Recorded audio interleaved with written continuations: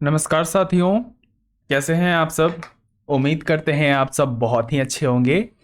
तो मेरा नाम है हर्ष और स्वागत करता हूं आपके अपनी यूट्यूब चैनल मेंस बाबा के ऊपर में। तो आज न्यूज़ में क्या है, न्यूज़ में यह है कि भारत समेत जो बड़े देश है वो मिनिमम 15% का टैक्स लगाने वाले हैं बड़े कंपनियों के ऊपर में। तो क्या है चर्चा, क्या है विवाद, सब कुछ चर्चा करूंगा इस वीडियो के अंदर में। पर मैं चाहता हूं उससे पहले आप एक बार प्लीज वीडियो को लाइक, चैनल को सब्सक्राइब और शेयर कर दे अपने सारे दोस्तों के साथ। फिर वह चाहे तैयारी कर रहे हो यूपीएससी की, state PCS, SSC, banking, railway इत्यादि किसी भी एग्जाम की जहां पे करंट अफेयर वगैरह आता है तो उनका स्वागत है। हालांकि ये न्यूज़ नई नहीं है, पुरानी न्यूज़ है, एक साल पहले भी न्यूज़ में थी और इस बार भी न्यूज़ में है। तो दो बार ये न्यूज़ में आ चुका है, इसलिए मे भी प्रीलिम्स के अंदर में इससे क्वेश्चन आ सकता है, इसलिए मैंने सोचा इसके ऊपर मैं एक बार चर्चा कर देता हूं क्योंकि ये रिपीटेड न्यूज़ है। तो आइए चर्चा करते हैं मुद्दा के ऊपर में कि मुद्दा है ग्लोबल मिनिमम टैक्स का। जी हाँ साथियों, क्या है ग्लोबल मिनिमम टैक्स, ये सब कुछ बताऊंगा। तो इंपॉर्टेंट रहेगा, जीएस पेपर 2 से आपका कवर करेगा topics government policies and intervention. मैं पहले हाइलाइटर ले लेता हूँ। आज मैंने थोड़ा सा थीम भी चेंज किया, तो आशा करता हूँ आपको थीम पसंद आ रहा होगा। कुछ नए स्टाइल से मैंने पीपीटी बनाया है, तो इस अगर आपको अच्छा लग रहा है तो एक बार इसके लिए लाइक कर दीजिएगा और कमेंट में लिख दीजिएगा कि आपको पीपीटी पसंद आ रहा है। तो द हिंदू के अंदर में भी आया हुआ था, 19 दिसंबर की न्यूज़ है। कवर कर रहा हूँ मैं इसे। क्या कवर कर रहा हूँ कि अब यूरोपियन यूनियन के जो मेंबर्स हैं ना भैया, उन्होंने भी एग्री कर लिया है कि हम भी क्या लगाएंगे, 15% का मिनिमम टैक्स रेट लगाएंगे बड़े कंपनियों के ऊपर में। यानी जो भी बड़ी कंपनियां हैं, अब ये बड़ी कंपनियां कितनी बड़ी हैं ये मैं भी आपको आगे बताऊंगा, लेकिन जो पिलर 2 है किसका, Organisation for Economic Cooperation and Development का, जो टैक्स के ऊपर में एक तरह से काम करती है, टैक्स वगैरह या मल्टीलेटरल्स एग्रीमेंट्स वगैरह पे काम करती है ये ऑर्गेनाइजेशन ग्लोबल लेवल पर। उनका जो टैक्स पॉलिसी का पिलर 2 है उसके तहत इन्होंने एग्री किया है कि भैया अब हम भी क्या करेंगे, 15% का टैक्स लगाएंगे बड़ी कंपनियों के ऊपर में 2021 के अंदर में। अब देखिए, मैंने कहा आपको कि ये न्यूज वापस से चर्चा में है, ठीक है। तो चर्चा में क्यों है, क्योंकि 136 कंट्रीज इसके अंदर में शामिल थी, जो आपका इंडिया सहित इसमें 136 कंट्री शामिल थी, जिन्होंने एग्री कर लिया था कि भैया हम क्या लगाएंगे, 15% का मिनिमम टैक्स लगाएंगे जो लार्ज मल्टीनेशनल कॉरपोरेशंस हैं उनके ऊपर में। तो क्या है ग्लोबल मिनिमम टैक्स, देखिए कभी भी कोई कंपनी आके भारत के अंदर में या भारत से कोई कंपनी जाके बाहर में व्यवसाय करती है तो उससे उसको मुनाफा होता है। जैसे मानिए एप्पल की कंपनी या फिर फेसबुक की कंपनी क्या कर रही है, भारत के अंदर में काम कर रही है और उससे क्या हो रहा है, उन कंपनियों को मुनाफा हो रहा है। तो ये क्या करते थे ना, अपना टैक्स जो ये पे करते थे ना, ये बचने के लिए क्या करते थे कि होम टाउन में दिखा देते थे टैक्स पे करना। अब मानिए यहाँ पे प्रोडक्शन हुआ तो यहाँ पे जो जीएसटी इनको भरना पड़ा वो भरा, और जो भी अपना टैक्स भरेंगे वो क्या करेंगे, बाहर की अपना जहाँ होम कंट्री है उनको दे देंगे। तो इससे क्या हो रहा था ना कि सरकार को टैक्स प्रॉपरली मिल नहीं रहा था कि भैया तुम आते हो, हमारे यहाँ काम करते हो, हमारे यहाँ पैसा कमाते हो, हमारे यहाँ सामान बेचते हो, हमारे यहाँ जब टैक्स भरने की बात आती है तो तुम चले जाते हो अपने होम कंट्री में। तो ऐसा नहीं चलेगा भैया। अब इसको थोड़ा सा चेंज किया जाएगा, जिस कंट्री में आके व्यवसाय करोगे वहां पे तुमको 15% का तो मिनिमम टैक्स देना ही देना पड़ेगा। तो क्या ये टैक्स भारत सरकार 15% सेट कर लिया तो या 20% नहीं लगा सकती, या फिर आपको 10% नहीं लगा सकती? सवाल है, वाजिब सा सवाल है कि अगर 15% तय कर दिया गया तो क्या भारत सरकार 10% टैक्स नहीं लगा सकती, या फिर आपको लगा सकती है 20%?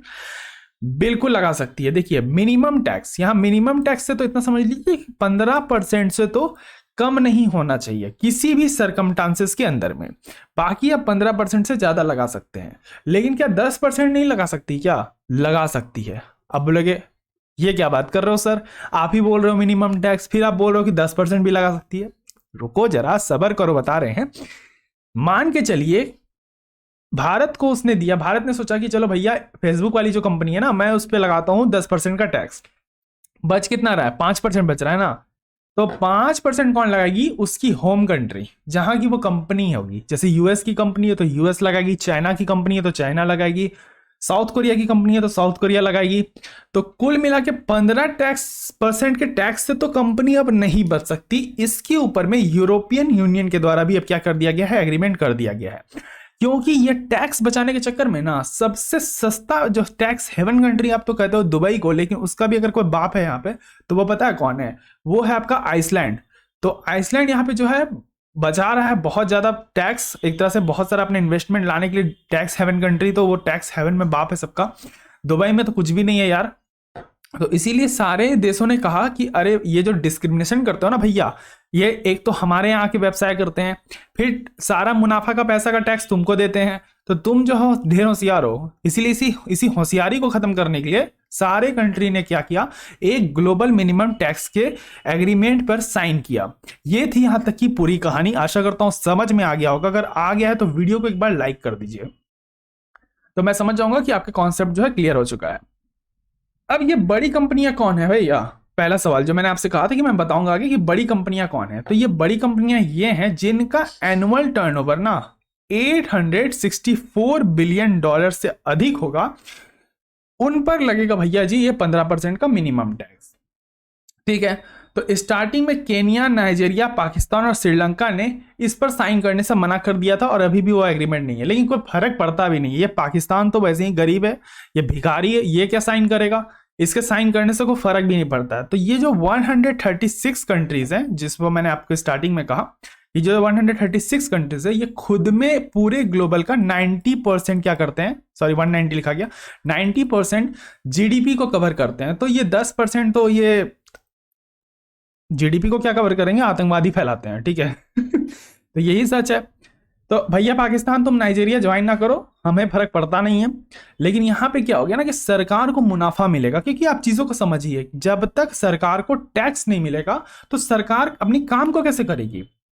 क्यों, सरकार कोई भी पॉलिसी चलाएगी, योजना चलाएगी तो कैसे चलाएगी। अभी मैंने योजना शॉर्ट्स चला रखा है मैंने, जैसे अभी मैंने, मेरी टारगेट है कि मैं आपका एटलीस्ट 50 to 100 योजना कवर कराने की कोशिश करूं, हर एक छोटा छोटा योजना 60 सेकंड के अंदर में। क्योंकि उसके ऊपर मैं पूरा वीडियो तो मैंने बना चुका है, लेकिन फिर सोच रहा हूँ कि एक शॉर्ट्स के अंदर में कवर करने की कोशिश करूं ताकि आपका क्विक रिविजन हो सके। ठीक है, तो उसको यहाँ पे आई बटन के पास लिंक दिख रहा होगा, आप जाके देख लीजिएगा। मैं लास्ट में भी लिंक दे दूंगा, कमेंट बॉक्स में भी लिंक को पिन कर दूंगा, तो आप जाके देख लेना।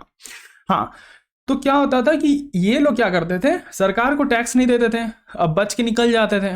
तो इससे क्या हो रहा था, सरकार को लॉस हो रहा था कि भैया तुम जो टैक्स नहीं दे रहे हो तो हम वेलफेयर कैसे करेंगे। तो नहीं भैया, अब ऐसे काम नहीं चलेगा, आपको तो टैक्स देना पड़ेगा। तो यहाँ पे सरकार ने साफ साफ हर गवर्नमेंट ने हर देश का यहाँ पे स्पष्ट कर दिया है। ठीक है, तो पिलर 1 पिलर 2 क्या है। पिलर 1 है minimum tax and subject to tax rule, यानी एक तो 15% का टैक्स लगेगा। ठीक है, यहां पे तो कंप्लीट हो गया। यहां पे कहने का यही मतलब था कि जो पिलर 1 है उसमें यहां पे टैक्स रूल के बारे में बताया गया है, यानी मिनिमम टैक्सेशन कितना, ये 15% तो डिसाइड है। ये यहाँ पे आपका मिनिमम टैक्स रेट डिसाइड किया गया है एक तरह से पिलर 1 के अंदर में। लेकिन जब हम पिलर 2 की बात करते हैं तो यहाँ पे अलाउ करता है कंट्रीज को कि वो भैया 25% तक का भी टैक्स लगा सकती है और 10% तक का भी लगा सकती है। यानी 15% अगर लगाती है तो वो पिलर 1 में आ जाएगी, और 15% से कम या अधिक लगाती है तो वो पिलर 2 के तहत लगा सकती है। तो यहां दोनों तरीके से यहां पे मिला के बताया गया कि अब आप जो है ना 15% के टैक्स से नहीं बच सकते हैं, यानी 15% का एक तरह का मिनिमम टैक्स रेट डिसाइड किया गया है। इसका इंपैक्ट क्या होगा, इंपैक्ट ये होगा कि जितने भी देश हैं उनको कुल मिला के जो टैक्स का रेवेन्यू यहां हो रहा है तो वो हो रहा है 115 बिलियन डॉलर का। तो सोचिए इतना बड़ा रेवेन्यू होना, इससे कितना कुछ डेवलपमेंट हो सकता है किसी भी कंट्री के अंदर में। इसका ऑब्जेक्टिव है कि हम चाहते हैं कि ये जो टैक्स हेवन कंट्रीज बनते हैं ना भैया, ये जो टैक्स हेवन कंट्रीज हैं इनको थोड़ा सा रोका जाए। नहीं तो ये क्या करेंगे ना, सारा पैसा ले लेंगे, इन्वेस्टमेंट तो इनको करना नहीं, लेकिन इनके पास पैसा बहुत आ जाएगा, फिर ये क्या करेंगे दूसरी कंट्री में जाके इन्वेस्ट कर देंगे। तो इससे क्या होगा, इनको मुनाफा भी मिलेगा, टैक्स भी इनका, सामान भी इनका, पैसा भी इनका। तो भाई दूसरे कंट्री क्या है, मुंह देखने के लिए तो नहीं बैठे हैं, बोलेंगे नहीं भैया हम तो, आप तो बहुत अच्छे हो यार, बहुत अच्छा काम कर रहे हो। नहीं नहीं, आप जो है ना टैक्स हेवन कंट्रीज अब नहीं बच सकती। अब ये सोचोगे कि आप क्या सबके ऊपर टैक्स नहीं लग रहा है, नहीं। देखो जो टैक्स हेवन कंट्रीज है जैसे दुबई, जहां पे जो आदमी कमाता है उतना वो लेके जाता है, उसको कोई टैक्स नहीं देना पड़ता सरकार को। यहां पे क्या कहा गया कि जो भी मल्टीनेशनल लार्ज कंपनीज है ना, उनके ऊपर में 15% टैक्स है। यानी दुबई जैसे हेवन कंट्रीज को भी भैया लगाना पड़ेगा 15% का टैक्स, क्योंकि ये लार्ज कंपनीज हैं। तो उसके साथ साथ और क्या इसमें चर्चा में रहेगा? ओ माय गॉड, मैंने स्लाइड ब्लैंक रखा है यहाँ पे, कोई दिक्कत नहीं है। मैंने एक्चुअली क्या किया ना, मैं लिख रहा था ना, तो मैंने 2-3 स्लाइड एक्स्ट्रा रखा था। चलो कोई नहीं, मैं यहाँ पे कम हटा देता हूँ। 1 2 3 स्लाइड ब्लैंक, ओके। सो यहाँ पे ऑब्जेक्टिव्स मैंने बता दिया। मेनली आप समझने का प्रयास कीजिए कि सरकार कभी भी कोई डेवलपमेंट तभी कर सकती है जब उसके पास टैक्स होगा। अब टैक्स ही ना हो तो डेवलपमेंट प्रोग्राम्स चलाएगी कैसे सरकार? इसका परिणाम क्या होगा कंपनियों के ऊपर भी, कि कंपनी, जैसे कंपनी जो भी आपकी कंपनी होती है, जैसे आपका ले लीजिए फेसबुक ले लेते हैं, उसके बाद ले लेता हूं मैं अमेजॉन, ठीक है, अमेजॉन वगैरह हो गया, या फिर आपका फ्लिपकार्ट तो इंडिया की कंपनी, अमेजॉन हो गया, फ्लिपकार्ट तो एक तरह का ये आपका इंडिया कंपनी है, लेकिन इसका बेस जो है वो वॉलमार्ट है, याद रखिएगा, वॉलमार्ट इसका बेस्ड है, वॉलमार्ट जो है अमेरिकन कंपनी है। तो जैसे अमेजॉन हो गया या फिर फ्लिपकार्ट हो गया, ऐसी कंपनियां क्या करती थी, अपना काम करती थी और कोई भी सरकार को टैक्स नहीं देती थी, जिसको लेके कोरोना के बाद भी विवाद हुआ। विवाद क्या हुआ कि भैया ये जो डिजिटल मार्केटिंग कर रहे हैं ना, ये तो टैक्स नहीं भरते हैं, अब तो भाई ये कटघरे में खड़े हो गए तुम। तो यहाँ पे जोरों शोरों से सरकार ने क्या कहा भैया, कहा कि अब हम लगाएंगे डिजिटल टैक्स। इसके ऊपर भी मैंने क्लास ले रखा है, डिजिटल टैक्स। अब जब ये 15% का ये कंपनियां टैक्स देंगी ना, तब अब कोई भी डिजिटल टैक्स, ये सब टैक्स नहीं लगाना पड़ेगा सरकार के द्वारा। यानी सरकार ये सारे टैक्सेस को हटा के सिर्फ एक ही तरह का टैक्स लगाएगी, वो है 15% का टैक्स।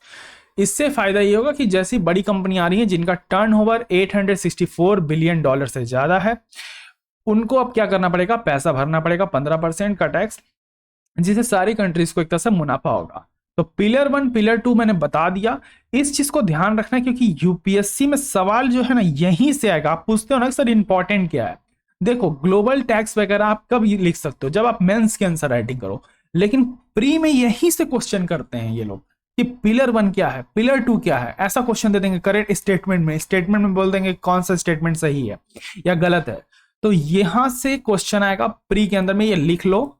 ये नहीं बोल रहा हूं कि क्वेश्चन नहीं आएगा ही, ये आ सकता है क्योंकि टॉपिक 2 बार रिपीट हुआ, तो ये ध्यान में रखना, क्योंकि मैंने पढ़ा दिया है। अब ये नहीं बोलना कि सर आपने ऐसा टॉपिक को कराया नहीं था और क्वेश्चन आ गया, मैंने करा दिया। अब क्वेश्चन आएगा तो सॉल्व कर देना। मेंस की बात करें तो मेंस में आप आंसर राइटिंग कीजिए कि ग्लोबल टैक्सेशन जो पॉलिसी सरकार लेके आती है, इसके क्या क्या फायदे और नुकसान होते हैं। क्योंकि क्या होता है कि 15% का टैक्स तो लगता ही है। अब यहाँ पे कंपटीशन क्रिएट हो जाएगा। होगा क्या कि मानिए 2 कंट्री के बीच में अच्छा टाई अप है, जैसे मान के चलिए कि चाइना या रशिया के बीच में अच्छा टाई अप है, या चाइना के साथ किसी और का टाई अप अच्छा है। तो इससे क्या होगा कि चाइना बोलेगा कि हम 2-3% टैक्स लगेंगे, बाकी जाओ होम कंट्री को दे देना। तो इससे क्या होगा, चाइना इन्वेस्टमेंट बुला लेगा अपने यहाँ। अब तो इन्वेस्टमेंट बुलाया तो इससे एम्प्लॉयमेंट जनरेशन हो गया।